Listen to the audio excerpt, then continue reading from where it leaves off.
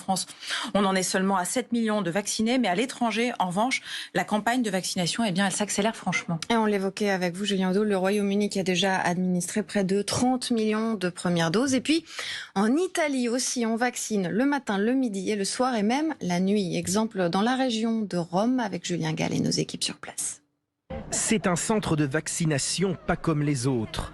Dans la région de Rome, à la tombée de la nuit, la file d'attente s'allonge.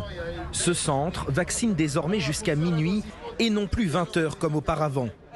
Il y a quelques jours, le nouveau Premier ministre italien Mario Draghi avait promis d'utiliser tous les moyens pour lutter contre la pandémie. Dans un pays où plus de 105 000 personnes sont décédées de la Covid-19, la classe politique incite à la vaccination et place sa main sur le capteur du sas de décontamination. Nous entamons une expérimentation, une phase très importante pour Rome et pour toute l'Italie, un modèle que nous allons expérimenter dans d'autres centres de notre région quand il y aura davantage de vaccins. L'Italie, qui compte 60 millions d'habitants, a pour l'instant administré 7,8 millions de premières doses de vaccins. À terme, cette pratique nocturne devrait être étendue à l'ensemble du pays. Un soulagement pour les médecins et les habitants. Ça ne me dérange pas de venir le soir, au contraire.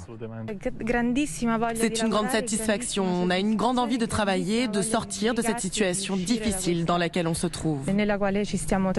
Le gouvernement s'est fixé pour objectif de tripler le nombre de vaccinations, soit 500 000 par jour d'ici la mi-avril, et 8 Italiens sur 10 vaccinés à la mi-septembre.